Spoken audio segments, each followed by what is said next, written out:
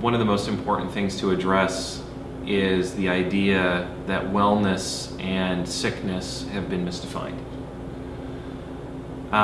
We have a sick care model in Canada. So it's when you get sick, then you go to the healthcare system. The mindset shift that needs to take place is that we need to move from a sickness idea of care to a wellness-based idea of care. And the WHO did this recently with their new definition of what wellness is, health, or what health is. Health's not merely the absence of disease. Health is an expression of vitality.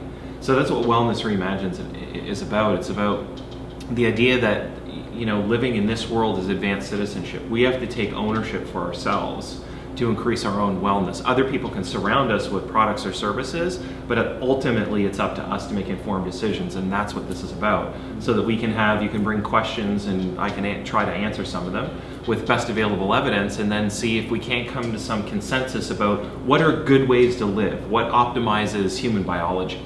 Those really are the questions that we want to answer. So, do you have questions for me tonight? Yeah, so we should introduce ourselves first. Okay. So this is Dave Nelson, and my name is Steve Veltove, and we're business partners. We have a retail business and a medical natural health business. Yeah. And recently we went to a conference, and everywhere we go, people are asking Dave, "What should I do about this? How do I solve this? What does the research say on this?" And they're all health-related questions. Everybody wants to know Dave's opinion on health. Yeah. So we've been thinking maybe we should just start a show where Dave just answers anybody's random question on health, and start cataloging and sharing with other people. Or just random questions. Sometimes that's fun too. Yeah, random questions. Yeah. So first, I think Dave I think you should introduce yourself. And tell people, like, you know, right the past, like personal trainer, like what brings you to here? So my kind of, this one will be 90 seconds or less, you know. It doesn't have to be. It can be longer. Like, this is a long story. Yeah, but I'll tell the story in parts over time, I guess. But you know, I was born at a very young age, and that was in Oshawa, Ontario. We lived there for a little while until we moved to Brantford. Then my dad passed away, and at that point we moved to Embro, Woodstock area here in southwestern Ontario. And I was just a normal kid, except that I took a really long time to get out of high school. It took me 6 years. That was the victory lap of the victory laps, because we used to do OAC back then, and then I did one beyond that. Then it took me about 8 years to get a 3-year undergraduate degree, which I eventually did. I started in computer science, and I ended up doing religious studies and ancient languages with unofficial minors in things like chemistry and economics and stuff like that, just because I found it interesting. And I came back to Ontario. I had a family issue that I was dealing with. I have a sister that's handicapped, so I was helping to look after her. And then I saw an advertisement in the newspaper for a job to be a personal trainer. So I said, well, I'm pretty athletic. Maybe I'll go try that. Didn't know what I had no clue how to use weights or anything like that. So I worked there for a little bit, and then I flew down to California and took a took a course from Paul Check, level 1. And I did a 9-day course as an intensive, and then I came back as one of the most informed trainers, not in terms of the length of experience, but in the technical application of the skills. So I knew how to cue up a squat really, really, really, really well, because I was taught right the first time. So I didn't have any alternate programming, if you can say. I got the good memory engram the first time around. Shortly after that, I ended up being a fitness manager there, so then I was managing the personal trainers. Then I became the general manager to the 2 clubs in Woodstock, and then from there I went into fee-for-service wellness business. And I had a private personal training clinic for a while. And then I started researching, looking for the connections of what makes us fundamentally human, what makes us happy, what makes us healthy. Why did you start researching this? I think for a number of different reasons. I had my stepdad had diabetes. He was diagnosed, and I could see that there was a disharmony in the way that he was living his life and what I thought I knew about the metabolic underpinnings of what diabetes was. And there was the information that he got from conventional medicine, unfortunately, I felt wasn't sufficient. And that was just a drug therapy with a dietetics approach, which I felt really actually wasn't addressing the problem. But I didn't exactly know why at that point. And so I like to know the answer to things. It's one of the curiosity drives so many things that I do. And so I started to look into that deeply, and at the same time, I was gaining weight. So I was like, what's going on here? And I wanted to understand metabolism, and the real switch to the deep science was when I saw Robert Lustig's video, Sugar, the Bitter Truth.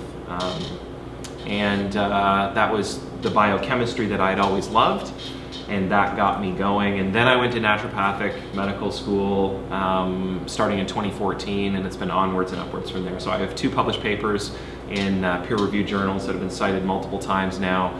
I've got 2 more papers coming out. I've written 3 articles in the National Publication for Naturopathic Doctors. I've spoken as a keynote speaker at the recent Association of Naturopathic Physicians down in Portland, Oregon.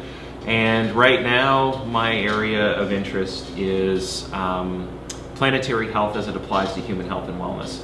Hence, Wellness Reimagined, because then we can address both of those things at the same time. You can't have healthy people on a sick planet. If you're loaded in pollution, you can't drink the water, you can't be healthy. So that's my career arc right there. So I was a magician too for a little while. Magician, yeah. You can't make your problems disappear.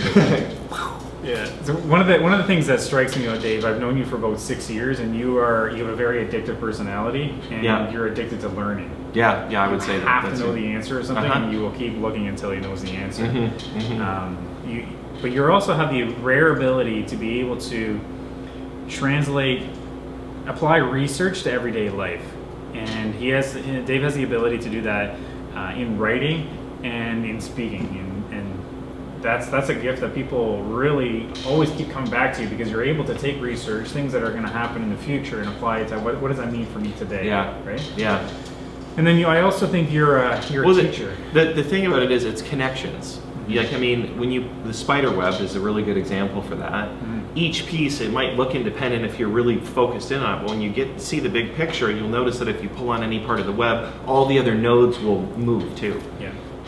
So you went to naturopathic college, and you don't plan to practice as a naturopath? No, I won't be practicing as a naturopath. I'm not a naturopath. I won't carry the naturopathic designation. In the province of Ontario, it's a conflict of interest to have certain business interests and hold that particular practicing title, because the expectation is that when you're a doctor, you're always a doctor. So if you're talking about health things, then you're actually dispensing medical advice, and therefore you need 2 things when you do that under the law. One, you need informed consent that requires a signature. And number 2, you actually have to make a chart entry for that person, because technically now they're your patient. Yeah. So you can give general information to broad audiences, but one-on-one information, it would be a conflict of interest for what I'm doing. So now I'm going to be a functional medicine expert, specialist, guru, whatever you want to call me, but I'm really interested in functional medicine as it applies to planetary health and the personalization of those things. And we've obviously talked about this over the last few weeks, where it seems like you are in a different situation than most health professionals or researchers, in that you can provide unbiased opinions on health. Can you explain like some of the biases that your medical doctor or your naturopathic doctor, some of the restrictions that they have, things that they cannot tell their patient? Yeah, I think that's a really important question, actually. I think that's one of the most important questions. And the idea is this: every time you get health advice, it comes through a filter. I'm going to be a filter too. Like, I can't be completely unbiased, but I want to be as unbiased as I possibly can be. When you're working with healthcare professionals, they have a specific scope of practice that they must practice under, and also that they have certain jurisdictions of what they can tell you and what they can't tell you. And this is where the problem lies, because there's not many people that are integrating all the information from all the different places. So what's coming out of nutritional medicine, what's coming out of pharmacological medicine, what is coming out of lifestyle medicine, what's coming out of sleep medicine, what's coming out of social medicine, and clinical psychology, like who's connecting the dots? And that's really one of the things that I want to do, or connect the dots, because I'm intensely curious about all those dots myself. I'm looking for the connection. So if I'm going to do the work anyways, I might as well share what I'm finding with everybody. I think that would be valuable, and then when you get educated and you take action on the education that you get, then everybody gets better. We can rely on ourselves to do it, and also each other to perform or to do something like this to help us. So what's a real example of something your naturopath can't tell you or can't give you advice on? Your naturopath can't tell you about CBD oil. Okay. That they just can't talk about it. They can't talk about THC, and they can't talk about CBD, except in a general sense. You would never be able, at this point in time, as per Health Canada, only medical doctors and nurse practitioners and midwives, have been given that, because pregnant women need to be able to ask the questions about CBD and THC, according or as it pertains to marijuana. But naturopaths don't have it within their scope, therefore they can't talk about it. So if I come into a naturopath and I say, can I take CBD oil for joint pain, how are they going to respond to that? They're likely going to respond in two ways, or in one way with two parts. Number one, it would be this: I'm sorry, CBD oil or THC or marijuana is not within my scope of practice to talk about. I'm not licensed to talk about it, but I can direct you to this government vetted website that does talk about it, and you can go get additional information from this health care professional, this one and this one. Yeah. So that's what they would say. If you brought it and said, is CBD going to interact with this? You can look, but you can't dispense medical advice based on what you find. And what's something that your MD, your medical doctor, might not be able to tell you? A good example of what your medical doctor may not be able to tell you would be what are the nutrient depletions with some of the pharmaceuticals that you take. Okay. So there are some pharmaceuticals, I'll give you an example, OCP, oral contraceptives.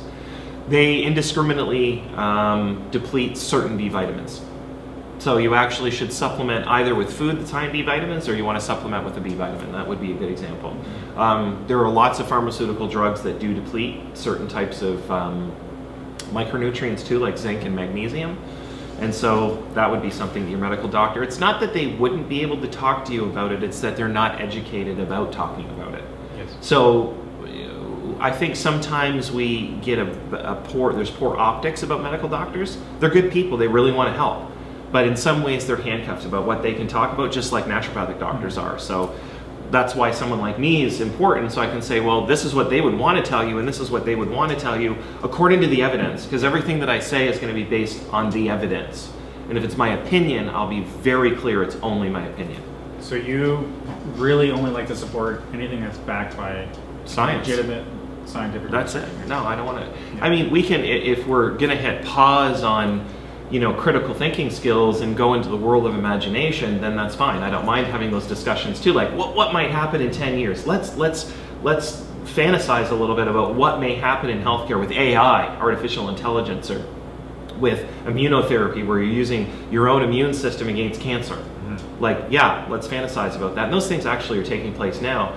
But the health and wellness advice, or my opinion, is going to be a consolidation of like 20 years of being a real nerd. So how do you do your research? Can you take us through the process of like how you actually, when somebody asks you a medical question, what does it involve, and how do you go about answering that if you don't know the answer to that question? Yeah, so this is exactly how I do my research. The question goes into my filter, and I break it apart. So I say, if someone says diabetes, then I go down to what is diabetes.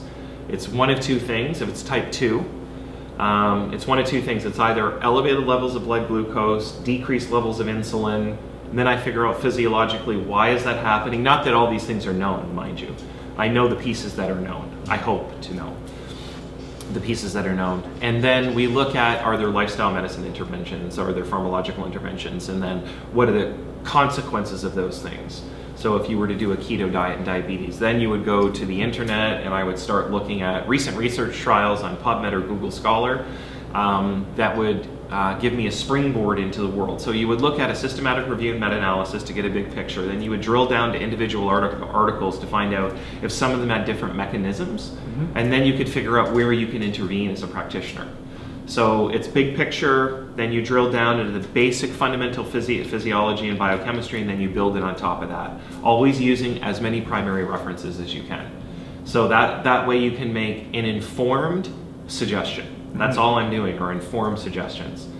There are very few facts in the world of science because it's so fluid, it's moving. But there are some things that are facts, like we need to eat at this point, we need to drink water, we need to sleep. And so there's a whole... take out the garbage. And take out the garbage, yeah, which I didn't do actually last week, so I got in trouble for that. Not really, though. And so we build the pieces around, so for example, sleep. It's such an interesting thing because we just say sleep as if it's nothing. Sleep is the most intricate amazing, active biological process that we're not conscious for. It's phenomenally interesting. So when you start to scratch the surface of it, you want to know more, and how it pertains to what you eat and how you think, and did you go outside for a walk today, or did you take your B vitamins? That sounds like a whole episode. Yeah, it is a whole episode. Yeah. So you're doing all this research, but you're also applying that against all your past experiences and your right. And that's where my cognitive filter. bias comes in. You know, I have my own filter. One of my filters, one of my default filters that information comes through is truth's not afraid of investigation. Something's true. You should not be afraid to investigate it, right? Because if you are afraid, that means, is it really a durable truth? Yeah. You know, so if it's a durable truth, we both should be able to investigate that and find out what the truest truth is.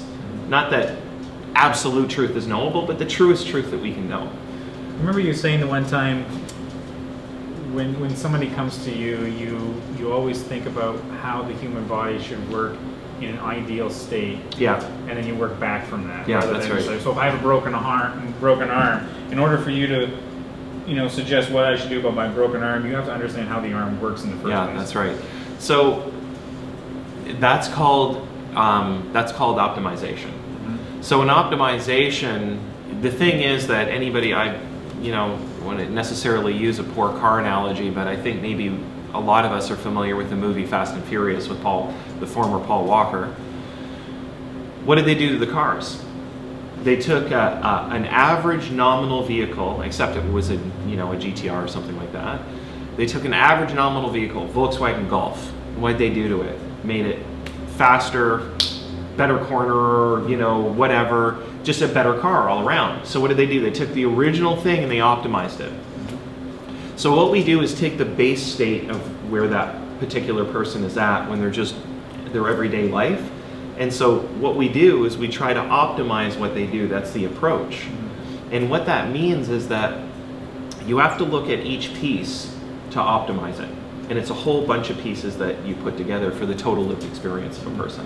Does that answer the question? Yeah. I just thought that was really unique. It's something that's stuck in my brain is most people are like, so if you go to your doctor or any health professional and you say, I have a cold, they're like, oh, you can take this to help your cold. Where you're drilling down and looking at like how the immune system works in the first place to figure out what the best remedy is. A good example of that, really easy is if you have a cut, let's call that your dis-ease, and you put a Band-Aid over it, but the cut never heals. But the Band-Aid is there, so it kind of protects the nerves that are there, and it soaks up a little bit of the blood maybe or whatever, but it never heals. Mm-hmm. Is that what you want? Do you just want a Band-Aid? Because a lot of pharmaceuticals are like that. They're a Band-Aid over that wound that's still kind of open. Mm-hmm. Well, we don't want to do that. Sometimes you do need a Band-Aid to keep it closed, right? But you expect that the normal system, that's called homeostasis, in the body takes over and starts to repair that. How do you help that to repair? That's the question. And then when it's repaired, you take the Band-Aid off, right? Because now you no longer, call it remission, call what you want, but now you no longer have that thing, right? You healed it because you did it, your body did it. So I consider you an expert on natural health and just wellness in general, and I think that you're one of the people, one of the top 10 most research on natural health in Canada, and that's one of the reasons why I'm partnered with you. But where does just trying to understand your life a little bit, like how long does it take per week in order to stay on top of trends and research and go through all these journals and be able to formulate how much time do you spend on that per week? Tens of hours. So in any given 24-hour cycle, of which I try to have my eyes closed in the active biological process of sleep for 6 to 8 of those hours, there's probably 16 left over. Of that 16, I probably would spend in between 1 and 6 hours a day. Mm-hmm. It's always 1 hour. There's always an hour that I spend, where, yesterday morning, what did I read? I read about how the microbiome now, the bacteria in your gut, seems to be the thing that creates the inflammatory aspect of cardiomyopathy. So it's your microbiome. It wasn't actually in our bodies, it was in our guts. And naturopathic medicine, one of its defaults is interesting. It's like disease begins in the gut. It's one of the things that Hippocrates said also a few thousand years ago. So this is another approach that we take. It's like we are what we eat. And so with this show, we're just going to basically ask questions. We're going to gather questions from health food stores, from employees in health businesses, from send your research. questions in on social, Yeah. Instagram, Facebook. We're on Twitter as well. Yeah. At Inside UHQ if you're looking. And we're just gonna And email us too. Yeah, well, we'll have a ways to collect the questions, and we're gonna just give Dave an opportunity to answer questions. And if he doesn't know the answer, he'll go back and research it and come back at a later date with the answer to it. But Do we have questions tonight? well, I just want to know, like, how are you gonna make sure that you remain unbiased? Like, we're gonna have to obviously. Oh, okay, that's actually a good question. Gonna, put a roof over your head and feed you. And so here's my biased answer about unbiased, because I have to answer it for myself. I'm beholden to no one. That's really what my bias is.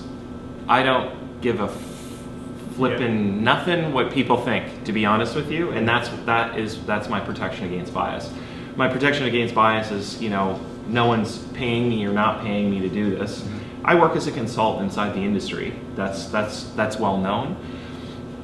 But one of my front-facing pieces is that you'll never you can't block what I'm going to say. Mm-hmm. I have to be able to maintain my integrity, and my integrity has to be backed up by some scientific backdrop. And then also, again, the default, truth's not afraid of investigation. So that's the type of researcher I am. I want to find out where the truth is, no matter where it lies. So, but we're not going to use this show to drive business back to you. We want to be able to answer like any question from anybody. Yeah, answer any question from anybody. It doesn't matter where those are. We're all here. We're hired to help each other. Okay. We got to help each other, and that's one of my ways of giving back is doing this show, is talking about things. Plus, I like it because we're nerdy as all get out, and I love it. So, will you ever like endorse products? Well, I'll endorse products I like. Oh, the ones you like only.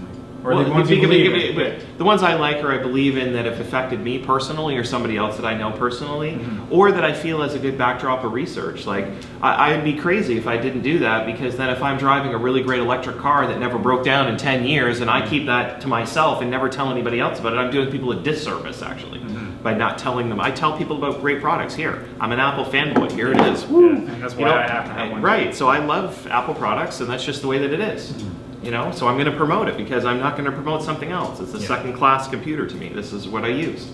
Makes sense.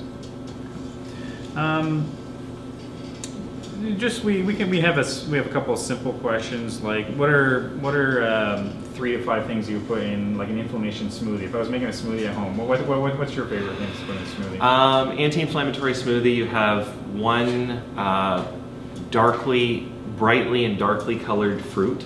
Would be helpful. Blueberries would be a good example. Blueberries contain proanthocyanidins, which have been shown to have action in the gut, and which then has an action in the inflammation system in the body, just tied to the immune system.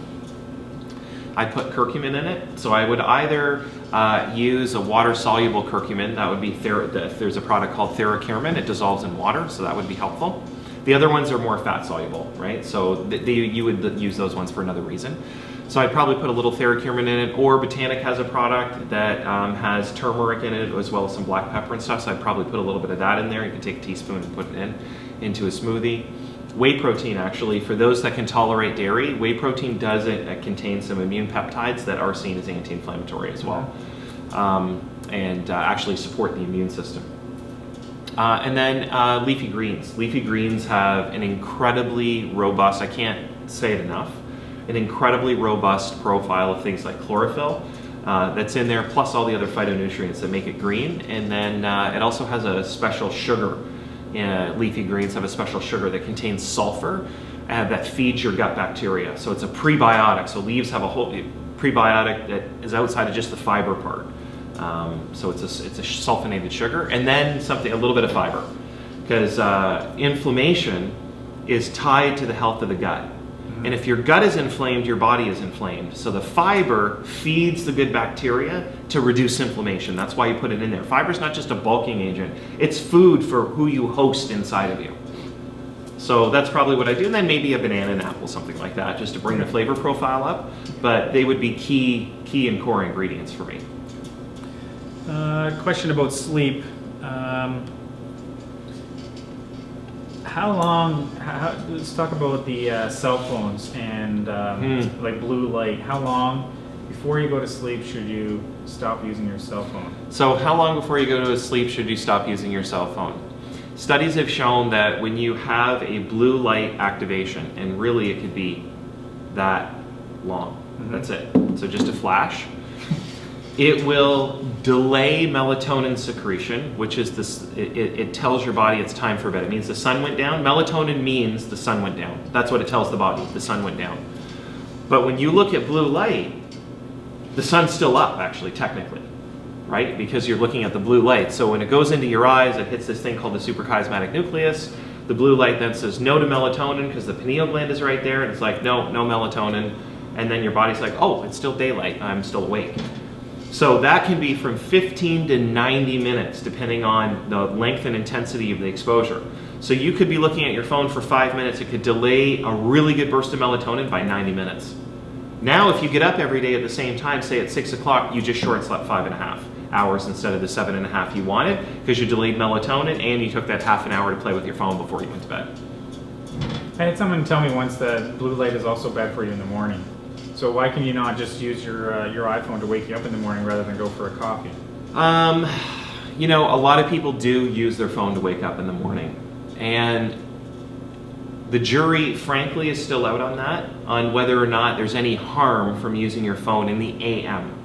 So I can't comment on whether or not that's true or not true, but I'll tell you what my thought process is. My thought process is that you're feeding an addiction. So when you use your phone in the morning, the last thing you really want to do is give yourself a stress or an alert signal in the morning. Now, I just want everybody that's watching this, they're wondering if I use my phone in the morning. Sometimes, yes, I do. Okay, so I will throw myself under the bus on that. It's a hard behavior to break for me, especially being an information junkie. I like to read the news and some research in the morning sometimes. So in the morning, it's actually good if your cortisol wake response happens within 20 to 40 minutes of waking up. And so that's the natural progression, because your blood pressure is at its lowest as soon as you wake up. Your heart rate's at its lowest as soon as you wake up. My heart rate's in between 57 and 62 beats a minute in the morning. And then it'll rise to about 68 to 70 beats a minute during the day, depending on how active I am. And so should you use your screen in the morning? I don't know what the answer is from a science perspective. I think that people are stressed out enough, so if you limit the stressors in your life, get up, look outside, watch the sunrise, enjoy the morning and have a coffee in a quiet place, and maybe do a little bit of reading of a paper book, it'll give you a good, solid, subtle, calm start to the day. So then you know, because anxiety is a really big problem, so maybe if we got our day started a little bit better and got our day ended a little bit better with less phones, we'd be way better off. And I need to try it myself. So there. Great, I think that's enough for today. We'll just gather some more questions and we'll do this again next time. Sounds good. Yeah, send us your questions, and we won't have all the answers, but we'll do our darndest to find out. We'll have a good opinion anyway. That's right. Yeah.